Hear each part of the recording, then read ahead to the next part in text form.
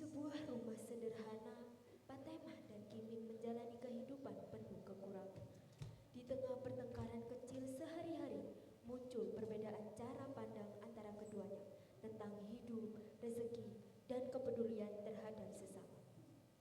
Patemah diam-diam memelihara harapan melalui langkah sederhana dianggap mustahil oleh Kimin. Dari dapur kecil mereka, lahirlah cerita tentang ketulusan, keyakinan, dan mimpi orang biasa yang ingin berbuat lebih bagi dunia di sekitarnya. Surat pada gubernur menghadirkan kisah hangat, jenaka, sekaligus menyentuh tentang arti kepedulian dan harapan. Inilah dia, Teater Nusa dengan naskah Surat pada Gubernur, karya Theodore Epstein, pimpinan produksi Alzena Tahfid, disutradarai oleh Didan Express. Selamat menyaksikan.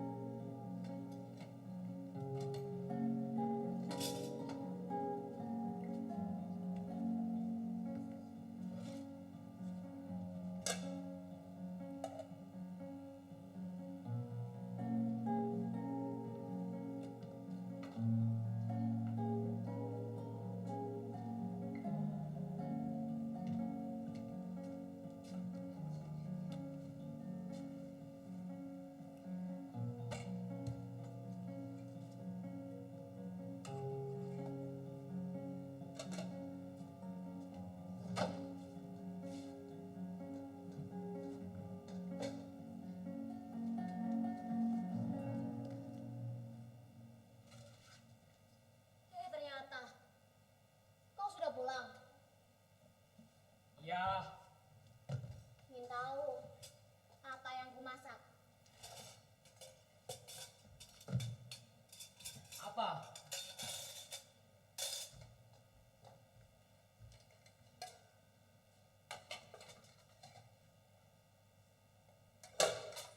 Alah, masakanmu Pak Temah. Kau masak kategori lagi kan? Kau tanya, kategori tanpa ayam itu sama dengan sayur yang pedas.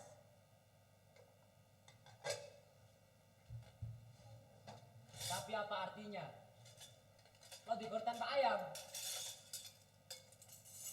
Kau nanti makan telur dadar, petai, nasi dan sayur pedas. Itu lebih baik daripada nasi dan petai tanpa apa-apa. Barangkali memang begitu. Tapi dengan ayam. Ya kalau kau begitu kepengen makan ayam, beli saja sendiri seekor. Seperti yang sudah kusangka. Kau memang tak punya rasa kasihan padaku, Pak Temah. Berapa ekor ayam yang kau dari sana itu? Berapa? Kau bisa hitung sendiri kan? Ya, aku bisa hitung sendiri.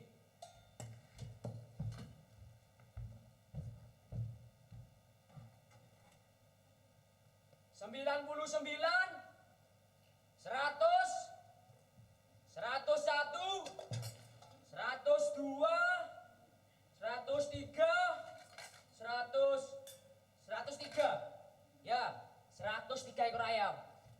Tapi kenapa? Kenapa aku sendiri harus makan kategori tanpa ayam? Ah,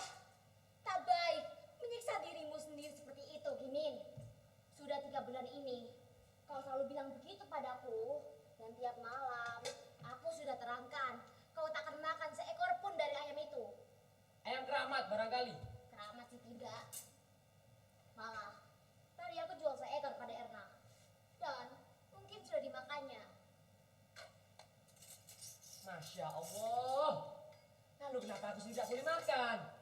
Ya jika kau bayar aku seperti Erna, kau boleh ambil sembarang ayam yang kusukai. Dan aku mau bilang terima kasih padamu dan mau memasakkan roti-gori itu untukmu dengan ayam. Kau kan tahu, aku tak punya duit Pak Temah. Tiap tanggal 1, aku serahkan semua penghasilan padamu. Dan sekarang ini sudah tanggal 12. Iya, kau memang berikan semua penghasilanmu, kecuali yang sudah kau berikan tembakau. Seorang laki-laki kan berhak punya kesenangan. Suatu kali, kau pasti menyesal, Gimin. Tuhan selalu mengawasi kau.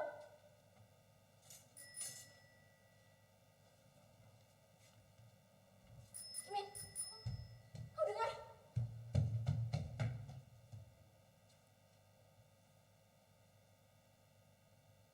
Ya Allah, hanya si Panut anak tetangga yang gila itu. Kau kira tukang pos? Tukang pos ya? Kau berhari-hari menunggu tukang pos saja sekarang. Kau kira siapa yang mau menulis surat padamu? Pak Temah. Aku tak mau katakan padamu, tapi suatu hari nanti ada seseorang yang akan menyeratiku. Ya kalau tidak, dia akan menerima suratku lagi. Menerima suratmu lagi? Kau sudah pernah menyuratinya? Iya, satu kali. Pada umurmu yang tua ini, kau menjadi perempuan yang aneh Pak Temah. Kau menulis surat dan kau membawa ayam-ayam yang aku sendiri tak tahu entah dari mana datangnya.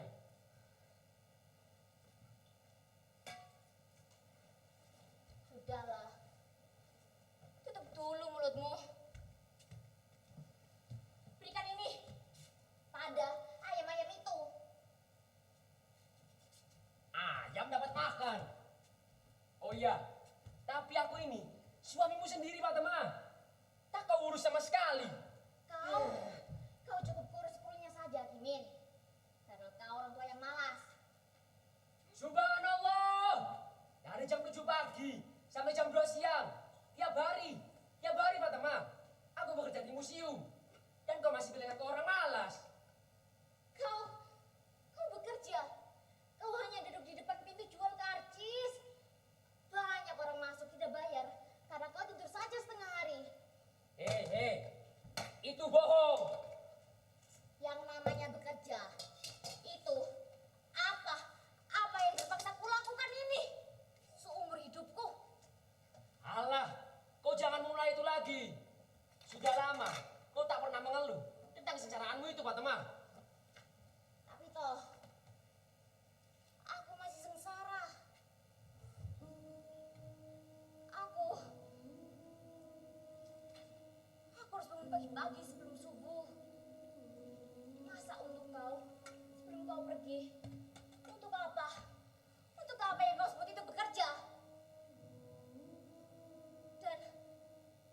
Dan begitu kau pergi, aku harus pusing memikirkan makan siang untukmu dan mencuci kuali dan pakaian. Dan mengurusi ayam-ayam yang ciritnya bikin kotor rumah. Iya, jangan kau lupakan itu Pak Temah. Iya, mengurusi ayam lebih penting daripada mengurusi kau. Kepalamu itu yang sakit. Disitulah penyakitmu itu. Dan lagi, kalau polisi nanti datang ke sini, mereka tak mengerti dari mana kau bisa dapatkan ayam sebanyak itu. Hah? Dari mana? Seandainya aku mencurinya, tidak ada orang yang tahu. Itu sudah 3 bulan yang lalu. Seumur hidupku, aku ini orang yang jujur. Dan sekarang harus punya istri tua jadi pencuri. Tutup mulutmu, Gimin. Kamu tahu sekali, polisi akan datang ke sini 100 kali sekiranya aku mencuri seekor ayam saja. Dan 103 ekor ayam, seluruh pemerintah akan datang untuk menangkapku.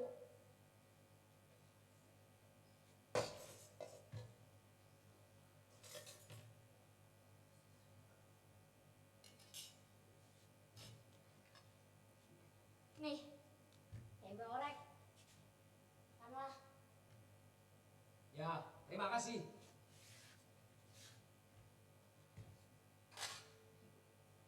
Fatma,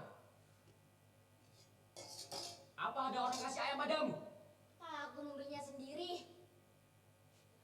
Tiap hari aku sudah bilang begitu padamu toh. Aku yang beli. Kau tak punya uang, Fatma. Aku tahu.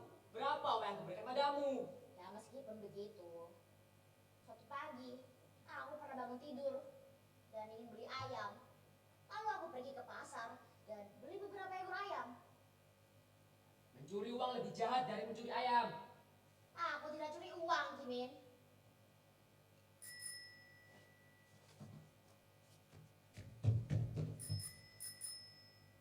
Hei, tadi kau mengeluh. Tulang-tulang pada sakit. Oh, aku harus terima balasan. Aku harus terima balasan. Tak boleh buang-buang waktu lagi. Apa? Ah, dia cuma lewat saja. Tak ada surat sama sekali. Ada.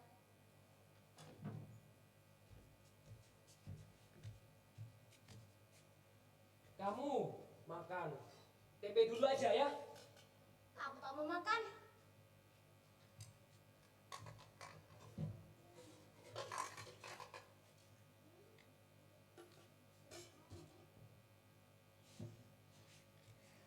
Kamu ini kerbau, Jimin. Makan. Itu saja yang aku kerjakan. Barangkali aku harus dimakan, iya. Untuk menenangkan hatimu itu, ha? Apa aku salah? Kalau Fatma tidak kirim surat. Bahkan aku tidak tahu, Fatma. Siapa orangnya yang harus menyurati kau? Siapa? Aku mau kirim surat lagi. Iya. Aku mau kirim surat lagi.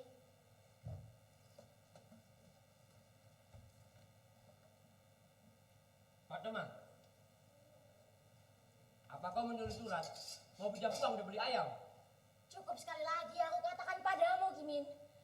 Aku beli ayam itu dengan uang dan dengan uangku sendiri. Kau mengerti tidak? Tapi kau tak punya uang sekarang. Masih punya beberapa ekor ayam sudah aku jual dan banyak telur telah laku. Dan satu butir pun. Tak ada sama sekali untukku. Kenapa? Jika surat itu datang, Jimin, kau akan diberikan sebutir telur yang masih segar. Bagaimana? Kau ingin aku menggorengnya? Itu biar kupikirkan nanti saja. Kalau surat itu sudah datang ke sini. Kau tidak percaya, Jimin?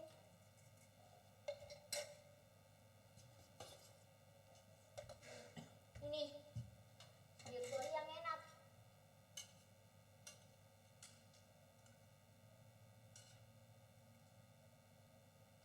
Kental, gurih dan pedas.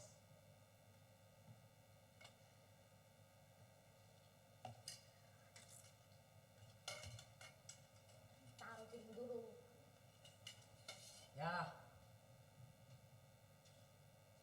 Fatma, di mana uang itu sekarang? Dan mengapa kau belikan ayam lagi?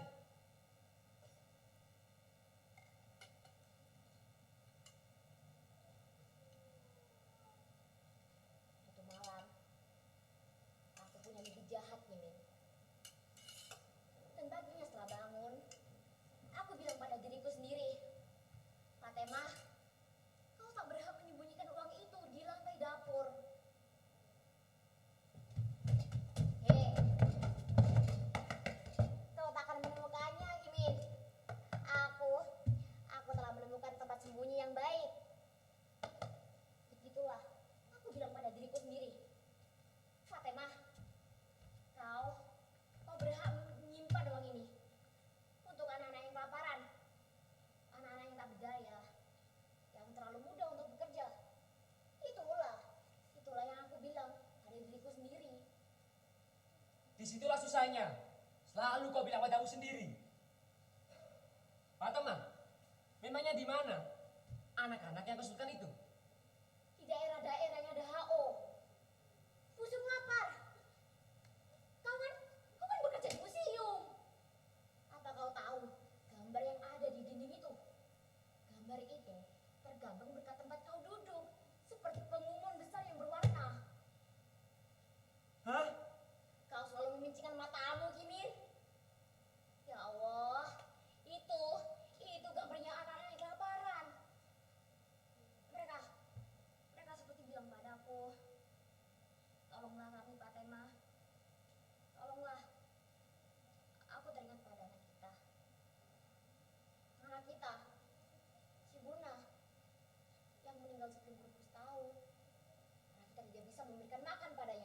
Ya, iya.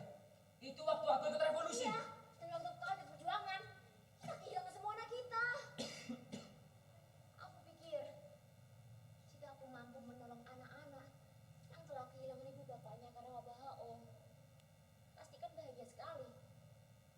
Mula-mula, aku ingin mengirimkan uangku saja, tapi jumlahnya tak banyak, hanya 278.000 rupiah. Tak banyak. Untuk anak-anak sebegitu banyak. Tapi, jika 50 anak bisa makan 2 ekor dalam 3 hari, itu kan baik. Baik.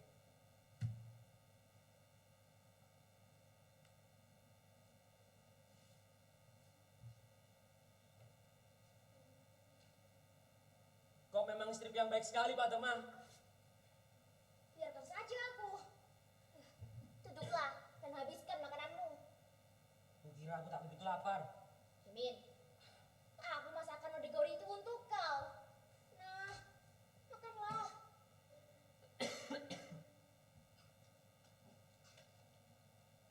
Mula-mula kau rusakkan nafsuku untuk makan.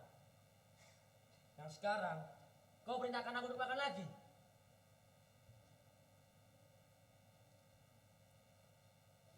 Pak Teman, di mana bang itu sekarang? Kenapa kau ketawa? Aku pikir amat lucu. Kalau selama 18 tahun, kau telah sembunyikan uangmu itu. Suatu hari kau takkan tertolong.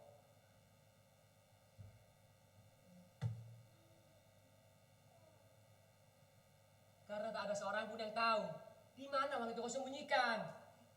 Aku tak sebodoh itu, Gimin. Aku selalu bilang pada penghulu Amin, di mana aku sembunyikan uangku dan untuk apa uang itu. Begitu. Penghulu Amin kau beritahu. Sedangkan aku sendiri suamimu, Pak Temah. Tak tahu di mana di dalam rumahku ini uang itu tersembunyi. Iya. Ya jika ku beritahu, akan kau habiskan untuk beli lotre, lotre, lotre, lotre, dan lotre. Jika kau mati sekarang, Pak Temah, kau tahu apa yang kulakukan? Hah? Aku akan mengubur kau bersama ayam-ayam itu. Ayam-ayam itu sudah tidak ada lagi di sini. Kalau seperti itu datang, Tapi tak akan ada surat datang ke sini. dia pasti membalas suratku. Siapa? Siapa yang membalas suratmu? Penghulu Amin. Tiap Jumat aku ketemu penghulu Amin. Apa gunanya menyurati dia? Tidak. Aku menyurati surat pada Pak Gubernur. Pak Gubernur? Pak Gubernur yang mana? Kau goblok. Gubernur yang mana lagi? Ya gubernur provinsi. Kau telah menyurati gubernur provinsi? Masya Allah, kau gila Pak Temah. Kau hilang ingatan ya? Aku kan harus minta tolong seseorang untuk mengirimkan ayam-ayamku kepada anak-anak yang kelaparan itu. Seseorang. Karena itu, ia minta tolong pada gubernur provinsi. Hanya gubernur saja yang diketahuinya. Itu tugasnya. Tentu, itu tugasnya. Ia tak punya tugas lain itu. Ia akan datang kemari dan mengepak ayam itu dalam keranjang, lalu mengirimkannya atas namamu, Pak Temah.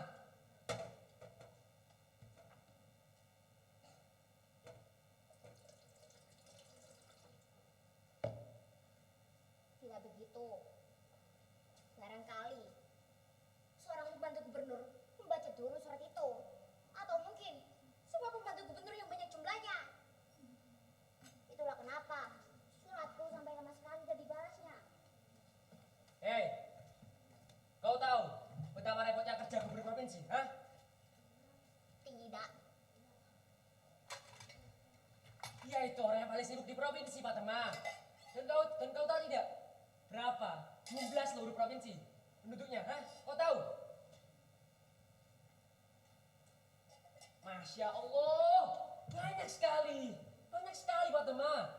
Lebih dari yang bisa kau hitung. Kalau semuanya menulis surat pada gubernur. Tapi tidak semuanya menulis surat. Hanya aku. Dan hanya satu kali.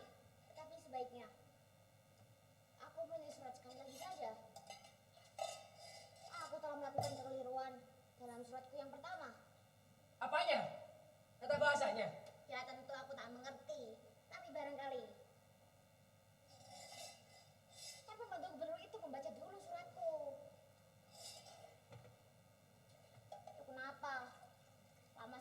sudah dibalas.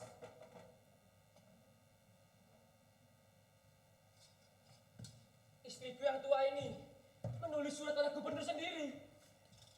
Aku ikut menolongnya. Aku ikut menolong jadi gubernur kan. Aku ikut memilih dan memaksa supaya aku juga memilih.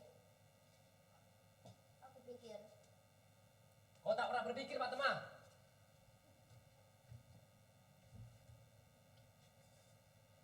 Kau ini seperti tim sukses saja. Gubernur yang tak pernah dipilih. Tukang pos itu cuma mengantarkan suratmu dan bilang, Bapak Gubernur yang terhormat, inilah sepucuk surat untuk Bapak dari Fatema istri Kimin.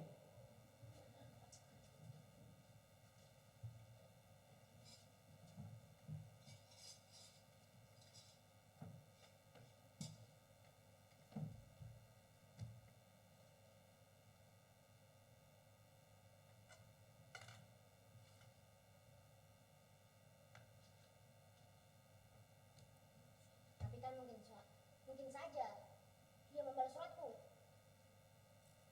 Pasti membalas. Kau menghayal.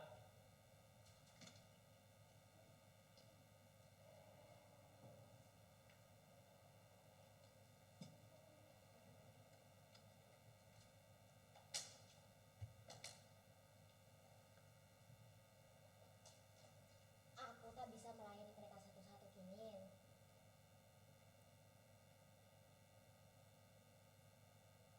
Kenapa? Mudah-mudahan begitu. Dia akan membalas suratku. Kimin, lo digaruh menang jadi dingin. Ya, akan aku makan.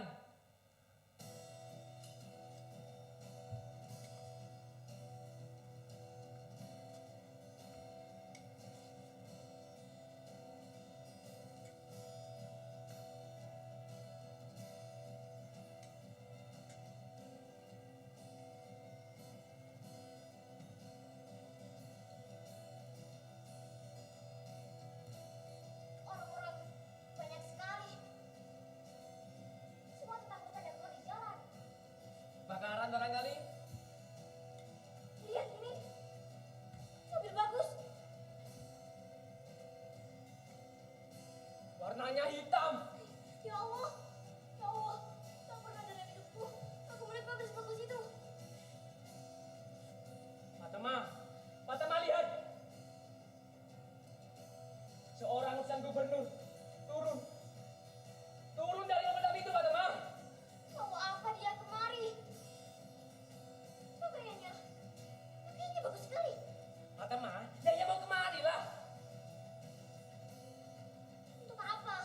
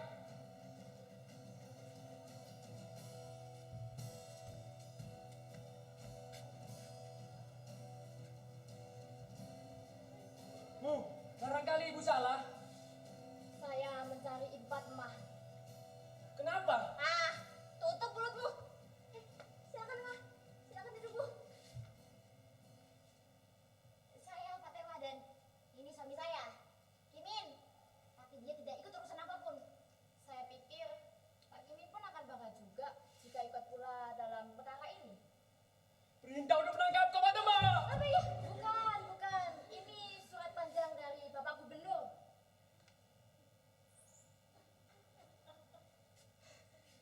Kimin, Kimin, Kimin, ambilkan kursi, ambilkan kursi. Oh, goblok.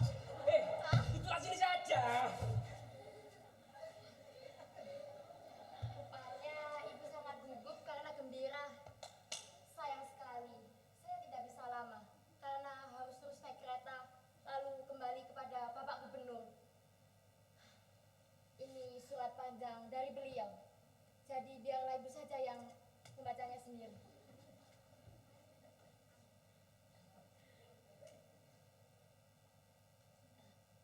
Terima kasih, Bu.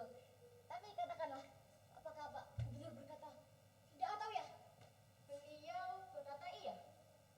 Ya Allah, alhamdulillah. Aku merasa baik ya. Akhirnya anak-anak itu. Beliau ingin menyampaikan terima kasih atas pikiran ibu yang mulia itu.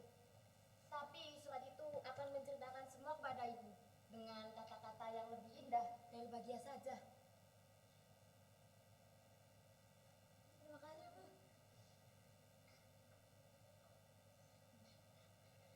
Indah. Indah sekali. Indah sekali surat Pak Gubernur. Ya Allah, indah sekali. Oh, Bu. Silakan, Bu. Oh, tidak usah. Terima kasih. Tapi saya mencium ibu masak lodegori ya? Iya, Bu. Iya, Bu. Seandainya saya boleh mencicipi, kebetulan perut saya lapar. Tentu saja, Bu. Ambilkan, Fatima. Iya. Tapi, Bu, maafkan saja istri saya. Karena lodegori itu tidak pakai ayam. Kita simpan ayam itu untuk maksud yang lebih mulia. Maksud yang lebih mulia bagaimana, Bu? Hadirin kan tentu tahu, Ibu Fatema menyerahkan semua ayam-ayamnya untuk anak yang kelaparan di daerah HO. Itu kan perbuatan yang mulia, kan? Iya. Iya, amat mulia. 103 ekor ayam. Pak Kimin, ingat gak waktu mengaji dulu? Bismillahirrahmanirrahim.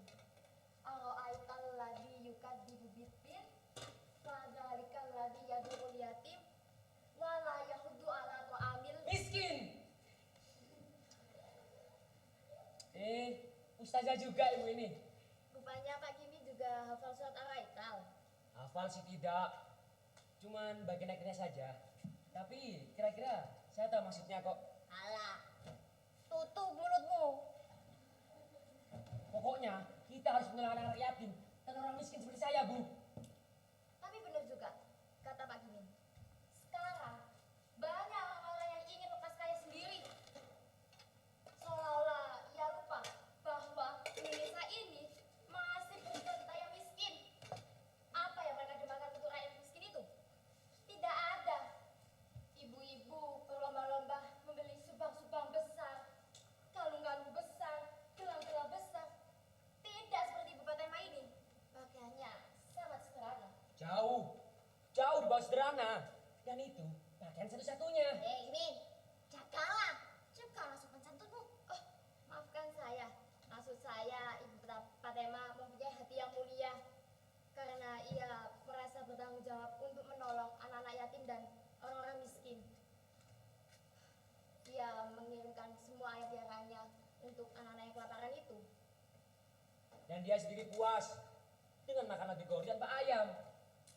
Tapi memang kebaikan hati orang itu tidak bisa dilihat dari mata pakaiannya ya. Ya seperti Fatima atau ibu ini. Alah, sudahlah, tutup dulu mulutmu. Ini Bu, silakan. Silakan, Bu. Makasih ya, Bu. Oh, iya, Bu. Besok pagi ada truk besar yang akan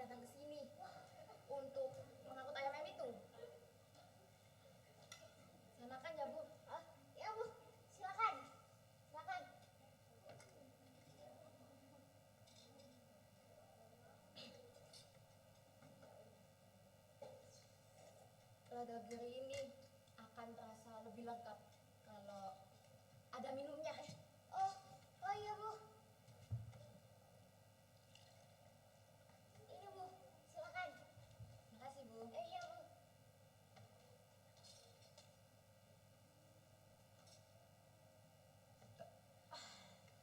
Lezat sekali masakan Ibu. Nah, iya Bu.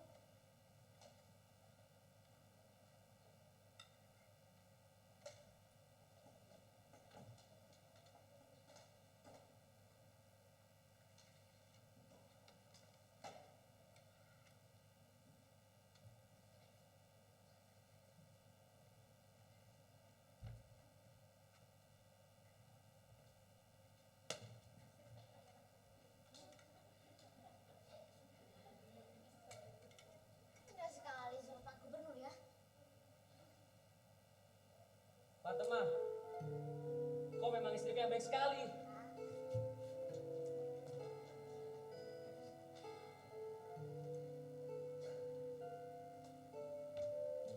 Surat Ibu juga indah. Sayang sekali saya tidak bisa lama lagi tinggal di sini untuk memakan gula Dagger yang lebih banyak. Karena Bapak Gubernur ada tugas lain untuk saya.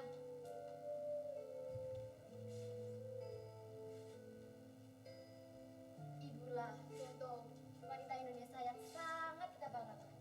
Waktu saya kesini tadi, saya hampir tidak percaya bahwa ibu penderma yang baik hati itu. Pastilah sudah ibu sudah membaca surat Al-Iqtal kan? Dan bapak yang berbahagia.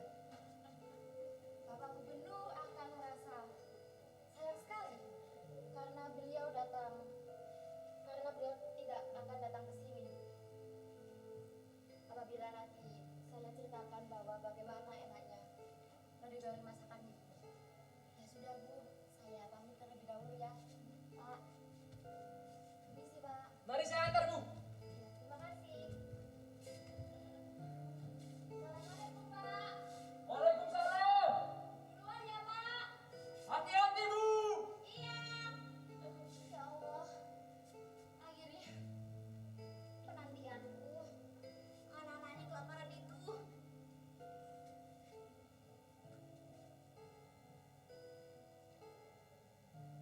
Mimin. Cepat Mimin. Bacakan surat ini. Bacakan surat ini untukku. Aku tak bisa baca, Fatima. Ah. Tapi tenang saja.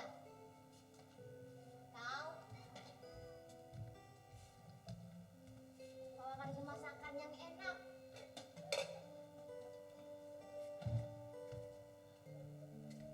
Tiga telur mata sapi.